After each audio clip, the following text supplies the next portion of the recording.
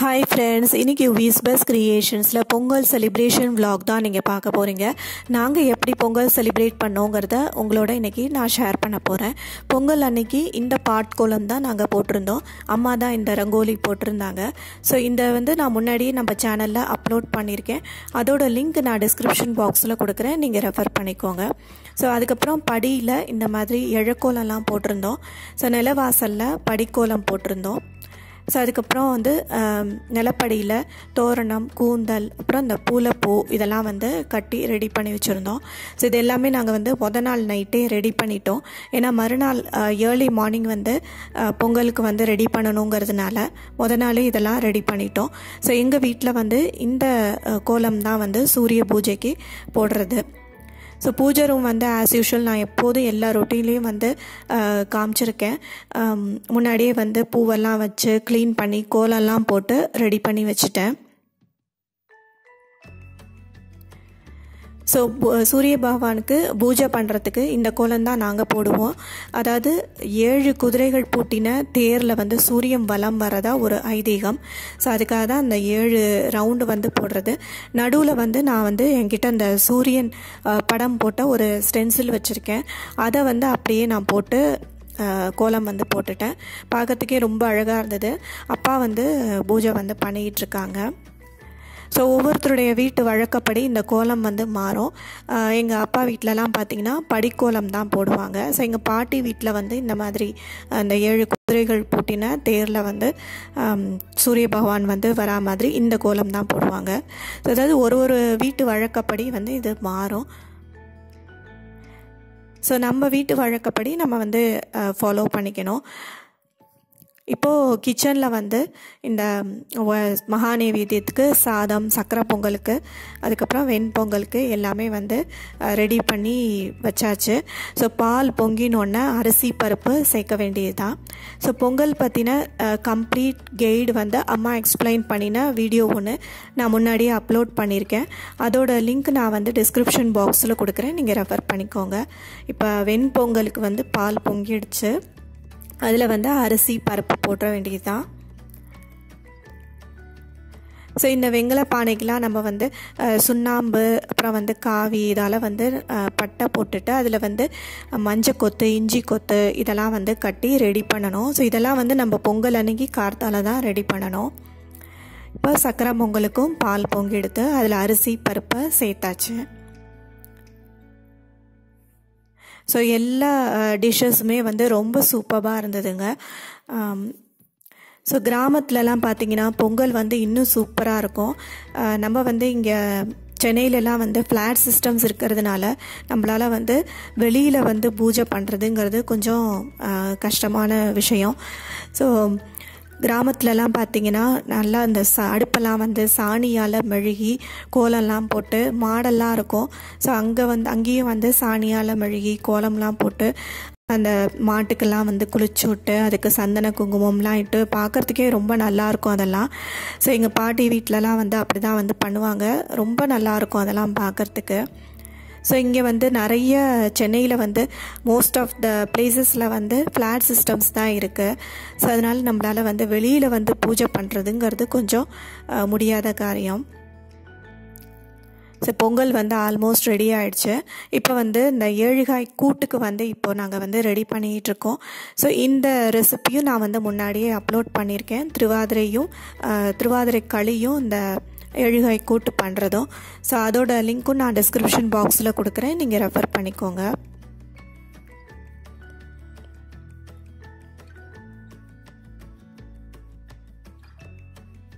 So நாங்கள் இந்த மாதிரி குக்கரில் தான் 7 காய் கூட்டு பண்ணியிருந்தோம். ஸோ அது ரொம்ப சீக்கிரமாக இந்த மாதிரி நம்ம குக்கரில் வச்சோன்னா ரெடி ஆகிடும்.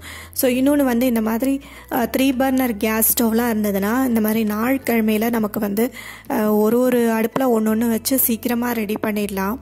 ரொம்ப ஈஸியாக இருக்கும். ஸோ அவ்வளோதான். இப்போ இந்த 7 காய் கூட்டு ரெடி ஆகிடுது. இப்போது ரசம் வச்சிட்ருக்கோம்.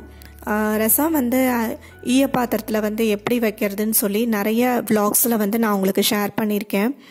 ஸோ எப்போதுமே ஈய பாத்திரத்தில் வைக்கிற போது நம்ம எல்லாத்தையும் அதில் முதல்ல போட்டுட்டு அதுக்கப்புறம் தான் அடுப்பில் ஏற்றணும். ஸோ இல்லைனா அந்த ஈயம் வந்து உருகிடும். ஸோ என்னோடது பார்த்திங்கன்னா ஸ்டீல் பாத்திரத்தில் ஈய பாத்திரத்தை வந்து ஃபிக்ஸ் பண்ணியிருக்காங்க. ஸோ இது வந்து நம்ம கொஞ்சம் வந்து நம்ம பயப்படாமல் வைக்கலாம், இருந்தாலும் வந்து கேர்ஃபுல்லாக தான் வைக்கணும். ஸோ டைரெக்டாக நீங்கள் ஈய பாத்திரத்தில் வச்சிங்கன்னா ரொம்ப கேர்ஃபுல்லாக இருக்கணும். ஸோ பக்கத்துலேயே இருந்தால் அடுப்பை வந்து ஆஃப் பண்ணிட்டு தான் நீங்கள் போகணும். இப்போ வடைக்கு வந்து ரெடி பண்ணிகிட்ருக்கோம். இதுக்கு வந்து நல்லா ஒரு 5-6 மிளகு, அப்புறம் நல்லா 1 இன்ச் அளவு இஞ்சி, நல்லா ஒரு 3 பச்சை மிளகா, 1 டம்ளர் உளுத்தம்பருப்பு வந்து ஊற போட்டிருந்தோம். ஸோ அதை வந்து இப்போ அதை வடித்து சேர்த்துட்டு வடைக்கு வந்து மாவு அரைக்கணும். ஸோ வடை வந்து பண்ணுறதுக்கு மாவு அரைக்கும் பொழுது நீங்கள் வந்து முக்கியமாக வந்து கவனிக்க வேண்டியது, அதில் வந்து நம்ம தண்ணி ஊற்றி அரைக்கிறது தான். ஸோ அதில் வந்து கொஞ்சம் கொஞ்சமாக வந்து நம்ம தண்ணி சேர்த்து அரைச்சிக்கணும். ரொம்ப லிக்விட் கன்சிஸ்டன்சியில் அரைச்சிட்டிங்கன்னா வடை வந்து தட்டவே முடியாது. ரொம்ப வந்து கெட்டியாகவும் அரைக்கக்கூடாது, அப்போ வந்து வடை வந்து சாஃப்டாகவும் இருக்காது. ஸோ அதனால் மீடியம் கன்சிஸ்டன்சியில் அரைக்கணும். கொஞ்சம் கொஞ்சமாக தண்ணி தெளிச்சுக்கணும். ஒரு தடவை தண்ணி ஊற்றி நீங்கள் அரைச்சிட்டு மறுபடியும் அதை எடுத்து செக் பண்ணிவிட்டு திரும்ப கொஞ்சம் தண்ணி ஊற்றி வடையை வந்து அரைச்சி ரெடி பண்ணிக்கிட்டிங்கன்னா ரொம்ப நல்லா வரும் வடை. ஸோ நான் அந்த கன்சிஸ்டன்சி உங்களுக்கு காமிக்கிறேன். ஸோ இன்னொன்று வந்து வடை மாவு ப்ரிப்பேர் பண்ணிவிட்டு ஒரு அதில் வந்து சேர்க்க வேண்டிய சால்ட்டு, அதுக்கப்புறம் கொத்தமல்லி, கருவேப்பிலை அதெல்லாம் சேர்த்துட்டு ஒரு 10 மினிட்ஸில் நீங்கள் வந்து வடை போட்டிங்கன்னா அது வந்து எண்ணெய் வந்து குடிக்காது, ரொம்ப சூப்பராக வரும். ஸோ இந்த மாதிரி இருக்கணும் கன்சிஸ்டன்சி. நல்லா பார்க்குறதுக்கு வெண்ணெய் மாதிரி இருக்கணும், வழவழன்னு இருக்கணும் மாவு. இப்போ இதில் உப்பு, அதுக்கப்புறம் கருவேப்பிலை, கொத்தமல்லி இதெல்லாம் சேர்த்து நல்லா மிக்ஸ் பண்ணிவிட்டு நம்ம வந்து வடை போட்டுடலாம். ஸோ வடை வந்து வலது கையாலேயே, அதாவது ரைட் ஹேண்ட்லேயே வந்து ஃபுல்லாக எப்படி ப்ரிப்பேர் பண்ணுறதுங்கிறத இப்போ நாங்கள் உங்களுக்கு வந்து பண்ணி காமிக்கிறோம். ஸோ நிறைய பேர் வந்து லெஃப்ட் ஹேண்டு வந்து யூஸ் பண்ணி பண்ணுவாங்க. ஸோ அது மாதிரி பண்ணுறதுக்கு இந்த மாதிரி பண்ணிங்கன்னா பார்க்குறதுக்கும் ரொம்ப நல்லாயிருக்கும். ஸோ இது வந்து உங்களுக்கு பை ப்ராக்டிஸ் வந்து ஈஸியாக வந்துடும். இந்த மாதிரி நல்லா தண்ணியை கையில் தொட்டுண்டு மாவை வந்து நல்லா பால் மாதிரி உருட்டி கையில் எடுத்துக்கோங்க ரைட் ஹேண்டில். ஸோ தண்ணி இருக்கிறதுனால உங்களுக்கு வந்து ஒட்டாது. நல்லா கட்டை விரலில் தண்ணியை லைட்டாக டிப் பண்ணிவிட்டு இந்த மாதிரி ஹோல் போட்டுட்டு நீங்கள் எண்ணெயில் போட்டுடலாம். எண்ணெய் வந்து நீங்கள் முன்னாடியே காய வச்சு ரெடி பண்ணி வச்சுக்கணும்.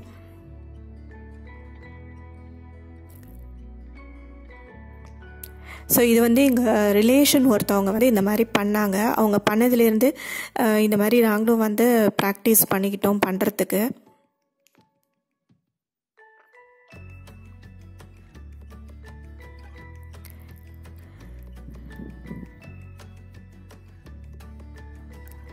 இந்த மாதிரி நீங்கள் வந்து நல்ல வடை கன்சிஸ்டன்சி உங்களுக்கு இப்போ பார்த்தாலே தெரிஞ்சிருக்கும். இந்த மாதிரி போட்டிங்கன்னா நல்லா சாஃப்டாக வரும், நல்லா புசு புசுன்னு நல்லா வடை சாஃப்டாக இருக்கும். இப்போ வடை ரெடி ஆகிடுது. ஸோ விசேஷ நாட்களில் வந்து நம்ம வெங்காயம் வந்து சேர்க்க முடியாது. சாதாரண நாட்களில் நீங்கள் பண்ணுறதா இருந்தால் வெங்காயம் சேர்த்து பண்ணிக்கலாம். இப்போ எல்லாமே வந்து பண்ணியாச்சு, நைவேத்தியம் ஸ்டார்ட் பண்ணியாச்சு. சக்கரை பொங்கல், வெண்பொங்கல், அதுக்கப்புறம் வடை, அப்புறம் மகா நைவேத்தியத்துக்கு சாதம், பருப்பு, பழங்கள், அப்புறம் தேங்காய், வெத்தலை பாக்கு இதெல்லாம் வச்சு நைவேத்தியம் பண்ணிட்டோம். ஸோ கரும்பும் வந்து நைவேத்தியத்தில் வைக்கணும்.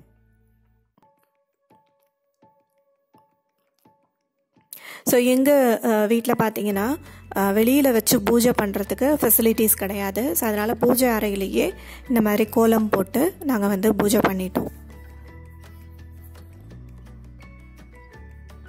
இப்போ வந்து கற்பூர ஆரத்தி வந்து காமிச்சிட்ருக்காங்க.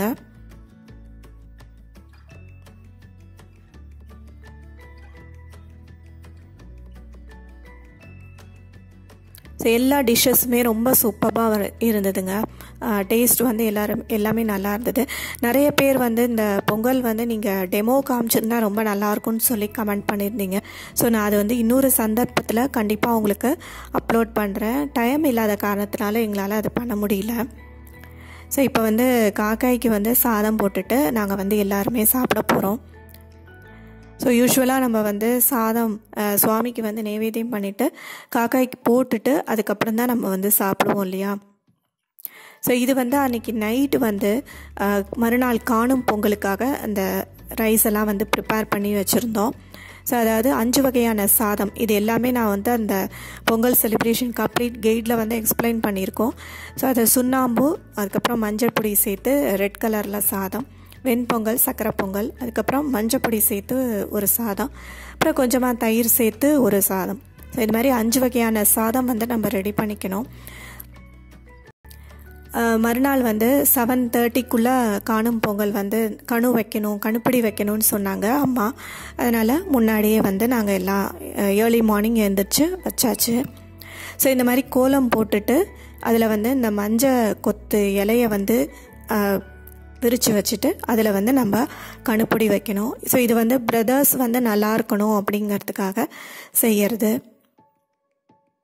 ஸோ இது எல்லாமே அந்த பொங்கல் செலிப்ரேஷன் கைடில் வந்து நாங்கள் எக்ஸ்பிளைன் பண்ணியிருக்கோம். ஸோ அதை நீங்கள் வந்து பார்த்தீங்கனாலே உங்களுக்கு புரியும். ஸோ இந்த கணுப்பிடி வச்சுட்டு அதுக்கு வந்து நெய்வேத்தியம் பண்ணி கற்பூர ஆரத்திலாம் காமிச்சு எல்லாம் பண்ணணும். ஸோ இந்த விலாகோட கண்டினியூஷன் வந்து நான் வந்து பார்ட் 2ல் அப்லோட் பண்ணுறேன். அதாவது காணும் பொங்கல் செலிப்ரேஷன் நான் தனியாக அப்லோட் பண்ணுறேன். ஸோ இந்த வீடியோ உங்கள் எல்லாருக்குமே பிடிச்சிருக்கும்னு நினைக்கிறேன். பிடிச்சிருந்தா கண்டிப்பாக லைக் பண்ணி எங்கள் சேனலை சப்ஸ்கிரைப் பண்ணிக்கோங்க. பெல் பட்டனை கிளிக் பண்ணிக்கோங்க. அப்போ தான் நான் போடுற நியூ அப்டேட்ஸை நீங்கள் உடனே பார்க்கலாம்.